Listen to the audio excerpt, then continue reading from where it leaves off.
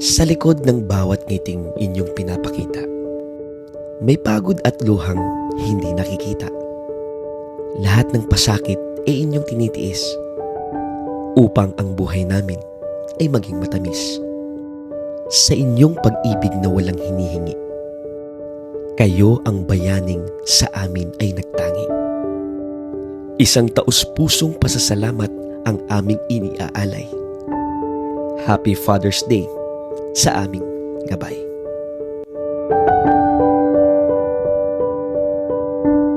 Ang tawag ko kay Pastor ay love. Nung mag-boyfriend pa lang kami, sabi niya ang maging tawagan daw namin love. Daddy po. Han, mahal. Papa. Single pa kami hanggang sa wala pa kaming anak. Ang tawag ko sa kanya, sip-sip lang. Pero nung nagkaanak na kami, para masanay si Kaleo, Daddy. Di, pag may lambing, daddy. Daddy, una naming tawagan pamit eh. Pero nung nag-asawa na kami at ikinasal na, ang tawagan na namin is Mommy, Daddy. Papa, tsaka Mama. Nickname lang, Nok. Babe or Be.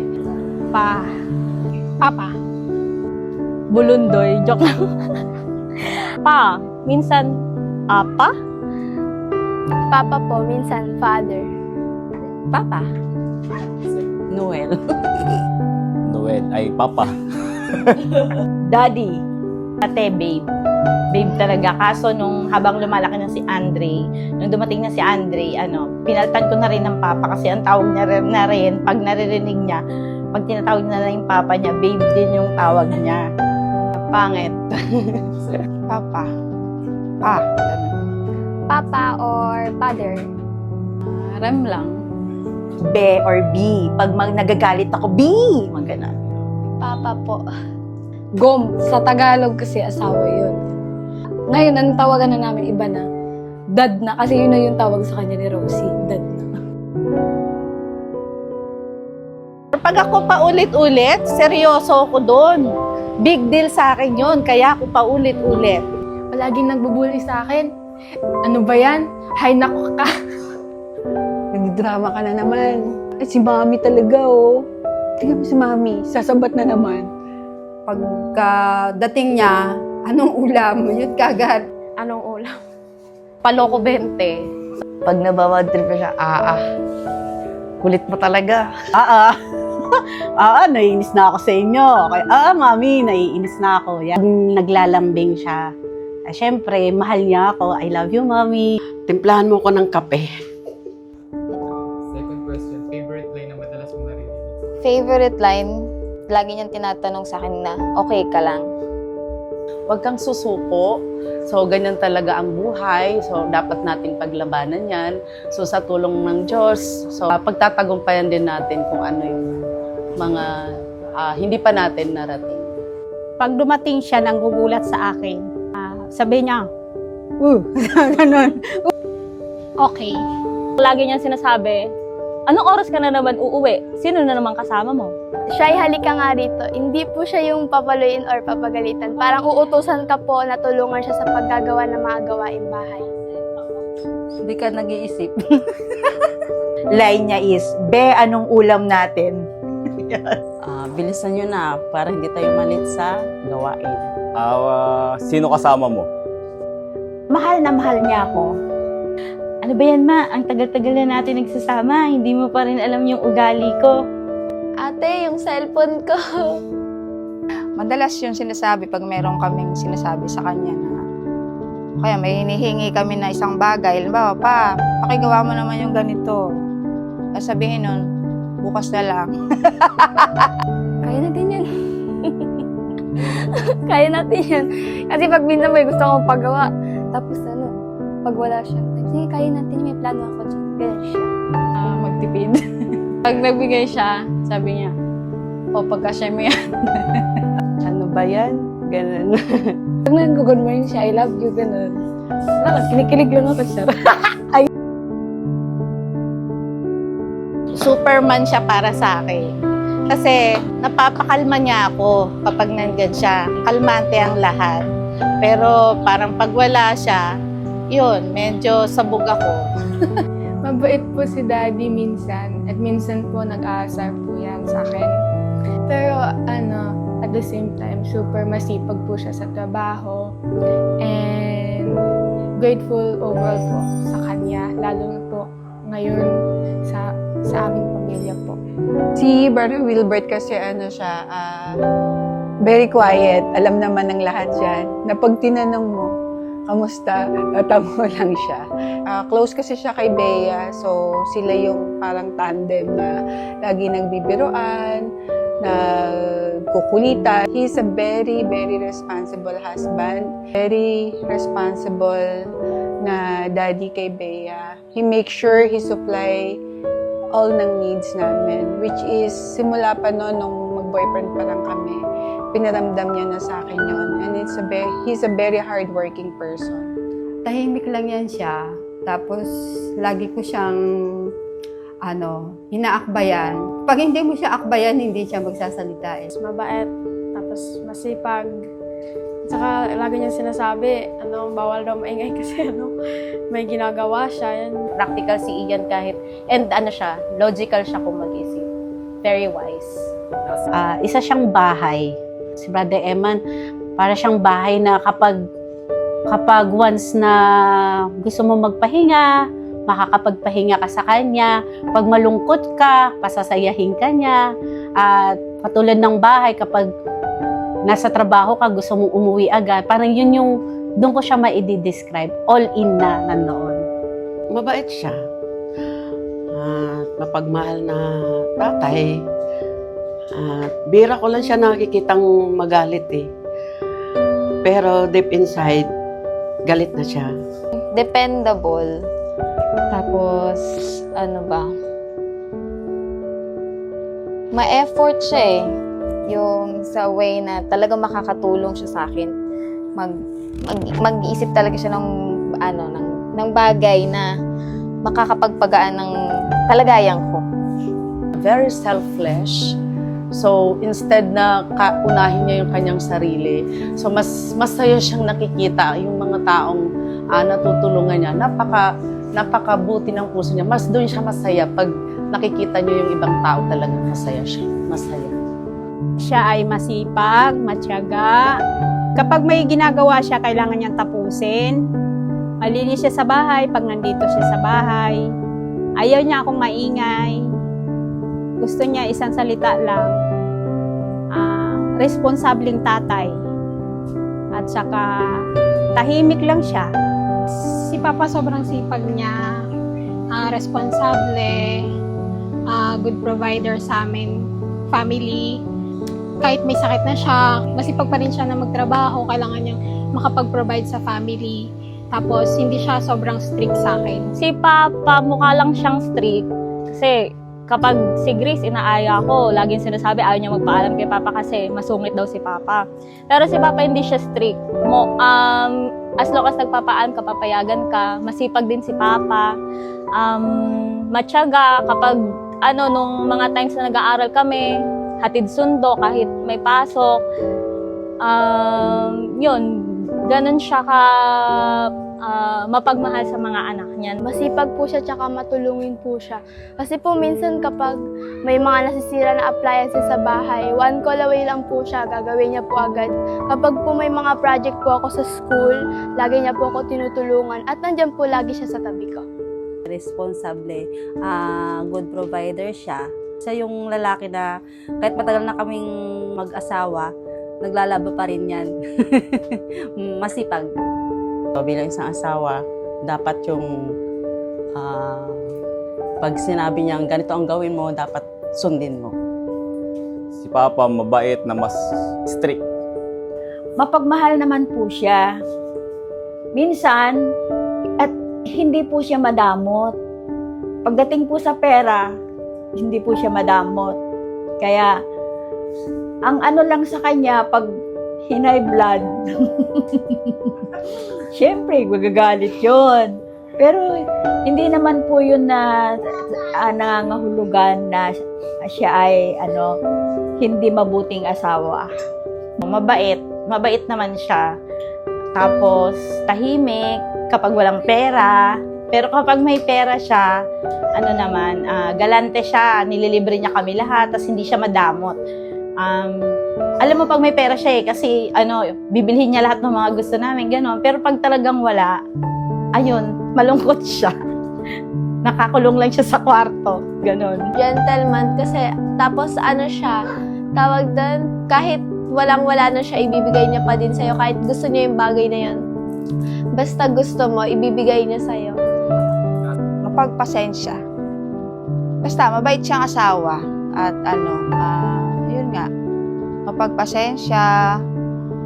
At siya, mahilig siyang pagdating sa kanyang mga anak, mas palakampihan sa mga anak.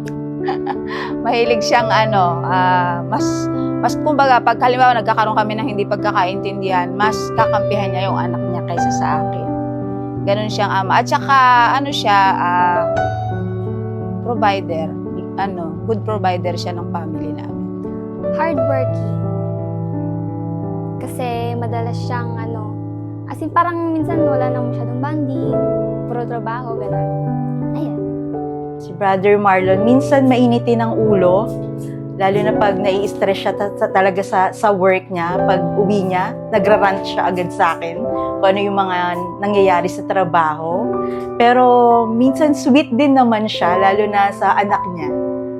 Napakasipag niya. Bumabangon siya ng maaga. Tapos umaalis na siya, wala pa siyang almusal. Tapos halos gabi na rin siyang umuwi, 11 na. Ayun, napakasipag niyang bumiyahe. Good provider, tsaka maalaga naman siya sa dalawa. Mabait siya sa lahat. Sa mga kaibigan niya. Siya, malagain, lalo na kay Rosie, hindi mo na siya sasabihan na, paligawan mo na yung anak mo, ikaw naman magbantay. Siya na mismo nagkukusa na pag nandyan siya mag-aalaga sa anak niya. So, in short, maalaga siya, mapagmahal, at ayun, may respeto sa asawa. Love, tulad ng sinabi ko sa iyo kahapon, nagpapasalamat ako kasi ang bait mo sa akin. Kahit, syempre, sa mag-asawa, hindi mawawala yung mga tampuhan at yung minsan, mga small fights bilang mag-asawa. Normal lang yon. Pero nagpapasalamat ako all in all, 100% talaga. Siguro lahat ng may asawa, ganun ang description nila sa mga asawa nila. 100% alam ko bigay ka sa akin ni Lord at ganun din ako sa'yo. At nagpapasalamat ako kasi mabait ka sa akin. Napaka-gentle mo. Napaka-gentle mo. Kahit galit ka na, gentle ka pa rin. Yun ang pinagpapasalamat ko. Napaka-gentle mo talaga. Hi Daddy, Happy Father's Day. Thank you po sa lahat and thank you po sa lahat ng sakripisyo na binigay niyo po sa akin at kay Mami po and as a whole po. Thank you Lord and Dad. Pinabayad niyo po yung bagong tahanan po natin and alam ko po na si Lord po ang magpo-provide po nun. I always pray for you na maging safe ka lagi sa trabaho and sa mga biyahe po. Happy Father's Day, Daddy. Love you. Hi po, Papa Anton. Happy Father's Day po. I miss you po so much because we rarely see each other na po. And salamat po sa mga pasalubong niyo po. Na-appreciate ko po yun. And thank you po sa lahat. Inalagaan po ako, baby pa po ako. And I know you're so hardworking po sa trabaho niyo po. And for Mama Terry po, mas lalo na po yun. And thank you po sa lahat, Papa Anton. And I want to see you again. I hope to see you again. And I miss you po. Bye-bye. Love you po. Han, Happy Father's Day. You've been so good. Nagpapasalamat ko kay Lord ng life mo kasi you're an answered prayer personally sa akin, I whisper kay Lord na, kasi nakita ko yung asawa ng ate Alice ko noon, kay Boy. Lagi siyang may bisyo and all. Bata pa lang ako, I whisper kay Lord na, Lord, sana yung mapapangasawa ko, wala siyang bisyo. Maging responsable. And I really thank God sa buhay mo, Han. Tinugon ng Panginoon ng mga whispered prayer na yon. You've been so good. Although may mga misunderstanding, hindi perfect ang marriage life natin. But still, pagka maingay ako, madaldal ako, you remain quiet.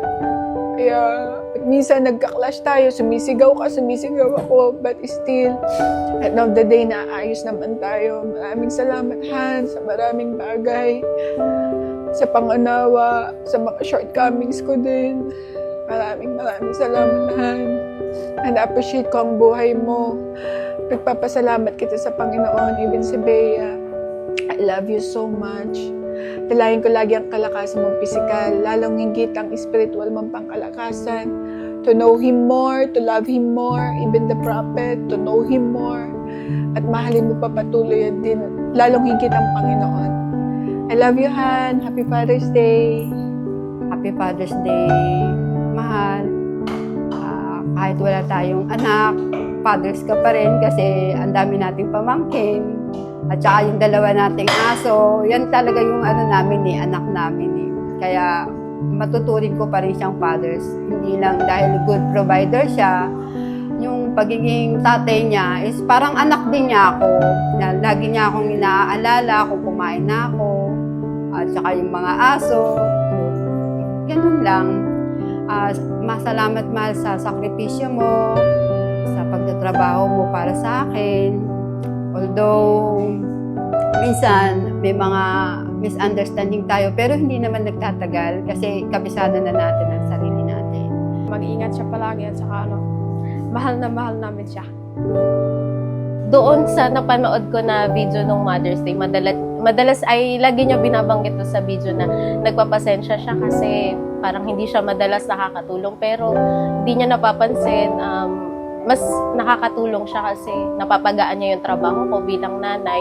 Nandun na naglalaba siya, naghuhugas siya, at nagbabantay din kay Kaleo. Kaya masasabi ko na isa talaga siyang tuwang sa akin bilang nanay. And ang message ko lang sa kanya, nandito lang kami ni Kaleo para sa'yo and sa mga desire pa ng puso mo. At tulungan nawa tayo ng Panginoon na yung mga desire din natin as a family ay makamit din natin sa tamang panahon ni Lord. And nandito lang kami para sa iyo ni Kaleo. And we love you. Di, magpagaling ka na, Di. Alam mo, may sakit ka, pumapasok ka pa rin. Ay, nako. Tapos, sana, pagbutihin mo yung pagtatrabaho mo. Papagod ka na eh. Ako papalit. Happy Father's Day, Di. I love you. Happy Father's Day, Daddy. Alam ko may request ka sa akin. Hayaan mo, bibilhin na natin yon. Happy Father's Day, Daddy. Wala akong masabi sa lahat ng bagay na ginawa mo bilang isang bilang isang asawa na i-fulfill mo lahat yon, naging responsible ka, naging tapat na asawa. Although marami kang iniintindi, marami kang inaasikaso, mensahe ko rin sa'yo na huwag masyadong tutok din sa trabaho at nawa ay lalo kang magpakalalim sa Panginoon at mag-serve sa Panginoon kasi aanhin natin yung kayamanan or mga bagay na to kung wala ang Panginoon.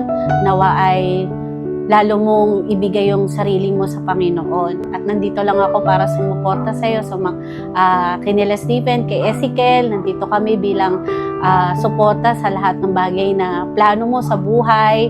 Happy Father's Day! At alam mo na, lahat ng prayer ko, lahat ng desire ng puso mo ay matupad. Kaya Happy Father's Day na. Namimiss ko na siya. Basta nami-miss ko na si Brother Mito.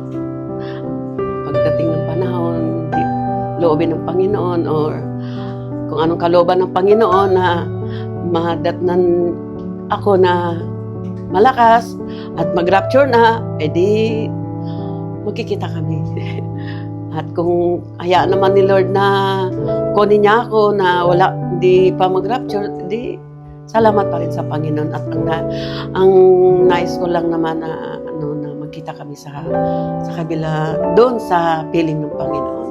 Napaka-responsable niya, tatay. At yun naman ang prayer ko din sa mga anak ko. Maging kaiman. Na huwag siya magbago sa pamilya din niya. At natutuwa din ako sa Panginoon kasi na-adapt din ni Brother Eamon yung kasipagan din ng papa niya. Kaya napasalamat ako sa Panginoon kasi nung nababuhay siya, hindi talaga siya nagpabaya sa pamilya niya. Thank you sa lahat ng efforts mo na talagang nakatutulong sa akin. And syempre grateful ako sa Lord na ikaw yung binigay sa akin. Hindi to mema lang, pero deep in my heart, grateful ako na binigyan ako ng Lord ng katulad mo. At eto na, meron na rin dyan katulad niya. Kamukha. Tingin ka dun. Gawas. Father's Day message ko sa kanya, even though wala pa kami sa ngayon, pero kiniklaim na namin yon na magkakaroon pa rin kami sa mga susunod na panahon. So, message ko in advance, Happy Father's Day soon. Alam ko malapit na yon. So, alam ko pagdating ng araw, magiging responsable ka, mapagmahal ka, maibibigay mo yung mga needs na sa magiging anak natin. So yun lang, Happy Father's Day ulit. I love you. Happy Father's Day, Papa, at saka mag-ingat lagi. Kahapon kasi, sabi niya, nahihilo na daw siya sa biyahe.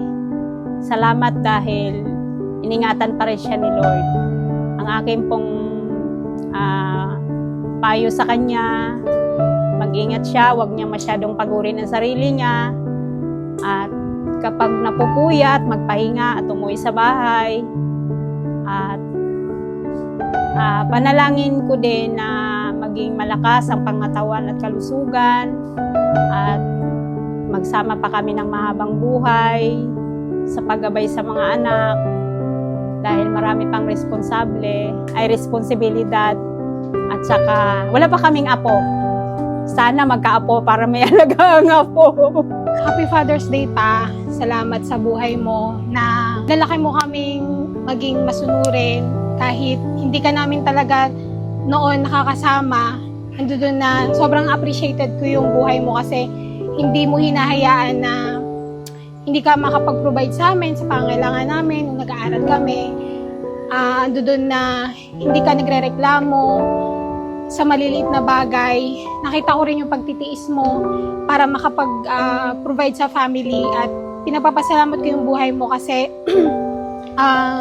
kahit na medyo pasaway kami kay Mama, ando doon na yung pagpapaalala mo sa amin is kumbaga pinapaalalahan mo kami in a way na hindi kami ganong masasaktan. Hanggang ngayon, nakita namin kung paano ka naging mabuting tatay sa amin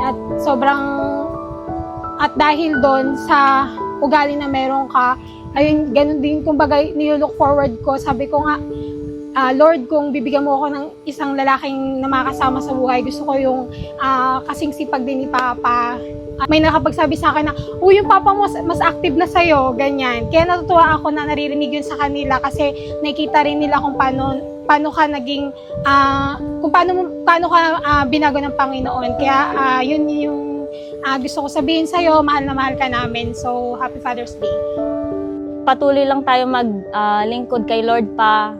Minsan, syempre, may medyo mahina, pero sa biyaya lang ni Lord ay umasa lang tayo sa Kanya and sana madatnan tayo ni Lord na tapat na naglilingkod sa Kanya. And then, ingat sa sa nature ng trabaho mo kasi lagi ka nasa labas, palagi mag-ingat sa kalsada kasi hindi natin alam kung kailan yung aksidente. Ganun din na parati kang ingatan ng Lord at palakasin pa lalo ang kalusugan ninyo ni Mama. Papa, Happy Father's Day. Kahit na wala ka sa church, alam ko po nasa work ka. Sana po lagi ka po mag-iingat sa work mo. Alam ko po na minsan may mga aksidente na nabalitaan ko po na nabasagan ka po ng bote. And sana po mag-ingat ka po lagi. Kasi minsan hindi ko po alam kung ano mangyayari sa'yo. And ayaw ko pa po mawala ka. At sana po lagi ka po mag-iingat sa pagbiyahe mo sa trabaho. Alam ko po na minsan may nagtitiis ka lang po sa motor na minsan sira yung preno, minsan sira yung mga parte ng motor, pero nagtitiis ka pa rin po para po ma-providean kami at magkaroon po kami ng magandang kinabukasan. Salamat sa pagiging maunawain mo sa akin, sa mga kahinaan ko. Andyan lagi mo akong inaabot at lagi mong naunawaan kung ano yung mga sitwasyon na nangyayari sa atin. Kaya salamat pa sa mga pagsasakripisyo mo kahit masama ang pakiramdam, hanggang pa rin na hindi ka pa rin humihinto na maghanap buhay para sa pamilya ko. Ayun, love you pa. Naway maging patuloy siyang maglingkod sa Lord at patuloy siyang maging pagpapala hindi lang sa kanyang family kundi sa iba. Pinaka-message ko kay Papa, sana patuloy siya na maglingkod sa ating Panginoon na kasama kami. Maging pagpapala sa bawat isa, hindi lang sa amin. At sana mabambuhay pa yung pagkalugod kay Papa ng ating Panginoon. Lalo lang siya magpatuloy kay Lord. Siya yung mas center natin sa pagsasama natin. Kung wala siya, wala tayong maayos na pamilya. Si Lord na bahala sa'yo, lagi naman kita pinagpipray. Yun lang po. Mahal na mahal ko siya, kaya kahit noon-noon pa, alam ko na siya po ay sasabihin natin na hindi pa nakakilala sa Panginoon, ay ano po siya, mahilig uminom. Kaya salamat po sa Panginoon kasi sa pananalangin po ng buong church, si Pastor, ako, ganyan, sa mga anak ko, nandun po na nakakilala siya sa Panginoon. Kaya salamat sa Panginoon sa ginawa niya sa buhay niya. At nandoon po na hanggang ngayon magkasama pa rin po kami at hindi niya ako pinalitan. Salamat po. Thank you sa pagiging good provider sa amin, sa pagsisikap niya na maibigay yung pangangailangan namin, sa pagiging responsableng tatay niya. At ayun, happy anniversary na din. 24 years na sa 24 years namin pagsasama. Salamat sa Panginoon dahil kasama pa din namin siya. Ayun, sinasamahan niya yung pamilya namin sa loob ng 24 years na pagsasama namin. Kaya, thank you and mahal ka namin lagi-lagi. Maging masunurin sa mga kagaya ng mga sinasabi ng doktor sa kanya noon na maging maingat sa kanyang kalusugan. Palaging nagpapaalala rin ako sa kanya na yung gamot, inumin palagi. Kahit ano pa man ang mangyari, ingatan niya ang sarili niya kasi siyempre, gusto namin makasama pa siya ng matagal. At mahal namin siya. Ano pa man, minsan meron na kaming hindi pagkakaintindihan, mahal na mahal namin siya ng kanyang mga anak. Tatay ka ng mga anak ko, asawa kita, mahal na mahal kita, ano pa man ang mangyari. Mas mahal kita kaysa sa kahinaang meron ka. Ayun yun. Happy Father's Day, Papa. Prayer ko po sa inyo is parati ka pong ingatan po ng Panginoon and sana po ay bigyan ka po parati ng kalakasan at sana po hindi ka mainis pag madami ako pinapagawa sa kwarto ko. Tapos, pinagpipray ko rin po na parati ka pong bigyan ng pag-asa ni Lord at katatagan ng puso para magpatuloy. I love you, Papa. Maraming salamat sa lahat ng sakripisyo mo, lahat ng ginagawa mo para matustusan yung pangangailangan natin dito sa bahay, sa mga anak natin. At maraming salamat sa lahat ng ginagawa mo. Yun lang. Sana hindi siya magbago. Tapos, mahal na mahal ko siya kahit minsan naiinis na siya sa akin. Love ko pa din siya. Sobrang salamat sa pagtitiis mo sa ugali ko. Salamat din sa sacrifices mo at sa pagod mo sa pagtatrabaho para mai-provide mo yung pangangailangan namin ng anak mo. Salamat kasi sobrang matiisin ka, lalo na kapag umiinit yung ulo ko, ikaw yung talagang umiintindi sa akin. Kasi alam mo na kapag mag-aaway tayo, hindi talaga ako lalabas ng bahay. So, ikaw talaga ang lumalabas para magpa-cool down. And alam ko na hindi lilipas yung araw na hindi rin tayo mag-uusap at magbabate sa tuwing may mga times na hindi tayo okay. Kaya maraming salamat and I love you, Be. Sabi ko lang, ayun nga, dapat di mo ko inaway para may feelings. Charot. Ayun, happy Father's Day sa'yo. Mahal na mahal ka namin ni Rosie. Ayun, isasabihin ako, kasi, hindi pa naman namin sinasabi sa church. Ayun, madadagdagan na kami. Alam, naiiyak ako.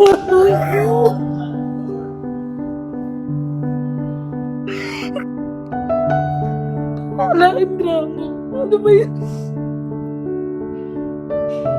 Wala lang. Wala, bakit ako umiyak?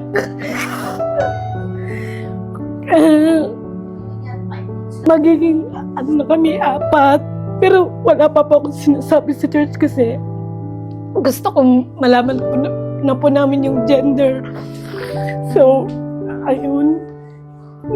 Kasi, dami pa talagang struggles na nangyayari sa amin.